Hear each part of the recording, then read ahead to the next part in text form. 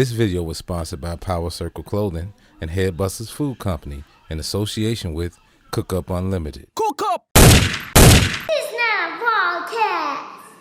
Yo, Dennis here, back with another episode of This Is Not a Podcast. Y'all already know what the lick read. Make sure y'all like, subscribe, and hit that notification button. And don't forget to go to www.powercircle.biz and get yourself some Headbusters all-purpose knockout seasoning. It'll be sure to bless you for just $10, free shipping and handling. Go to www.powercircle.biz. Before we get into this video, make sure you watch the video to the end because it definitely helps the algorithm and we definitely need y'all support. So, without no further ado, let's get into it. So today's episode, we'll be reviewing Nas, Hitboy, Did It Again for the third time, King's Disease 3. Let's go. Once again, we back in a similar place, around a similar time. Nas, Hitboy. I think we did a review on King's Disease 2. I think we did King's Disease 1 too. If you go back to the previous episodes, go check it out. Binge watch all those This Is Not a Podcast episodes. Binge watch all the episodes, season 1 and season 2 of In the Stew. I think we touched on them on both episodes. But anyway, let's get back into it. 17 tracks. I'm gonna just go off the back. We ain't gonna hold you. Hitboy produced everything, and just like in typical fashion, in the spirit of the Gang Starr, the Mobb Deeps, this is like they fit the mold into one of those classic duos of rapper and producer. So they did it again for a third installment of King's Disease 3. Opening track, Ghetto Reporter, comes out strong with your typical Nas flavor. You know, Hitboy laced that thing properly. And then we get off into Legit. Legit is what's circulating right now. That one right there in particular, I'm a little salty about it. Hitboy beat everybody to the punch because I think I can count on a few hands, like a few producers that actually use that 5 heartbeat sample. Eddie Kane wailing in the background. That's pretty sure to be one of those TikTok type of vibes. You know, because of the classic scene in the movie. If you saw 5 Heartbeats, you know what I'm talking about. You know, Nas just wailing over there. It's like, if you can rap, you can't really do no wrong on that Legit track. Which brings me to the next track.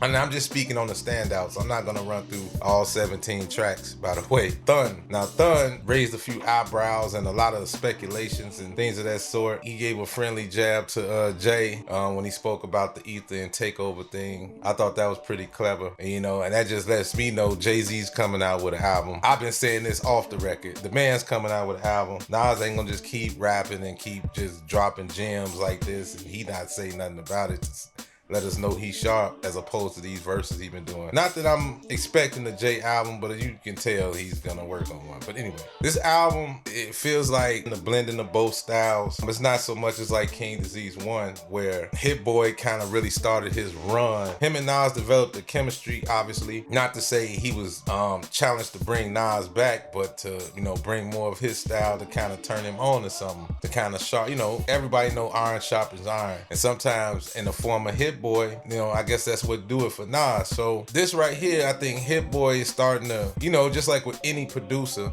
artist, the relationship between producer and artist, we develop a chemistry over time. If we keep constantly working all the time, we're gonna develop a chemistry. Sort of like another example, Rick Ross and the Justice League. They went on to make some classic records, like especially with the Maybach music series. I'm pretty sure that wasn't a thing until they started doing it. You know, however the idea came about, but the world started noticing that they have impeccable chemistry. But anyway, this was like a blending of both styles between both production and content. You could tell like he done got in his comfort zone working with Nas by kind of catering to more of a classic Nas type of feel, blended in with the 2022 vibes or the new, like the more current sound. You know, just kind of like the blending of the two. Kind of like how he did with the previous two, but this one it was more like he was trying to, you know, Nas has been, you know, he was trying to go in more of a Nas direction, giving you more of a Nas vibe. And we all know Nas is famous for picking bad beats. That's for sure, for years, and rapping over bad beats. You know, his production ain't never been the greatest because Nas always went left when everybody went right, and he always walked to the beat of his own drum, and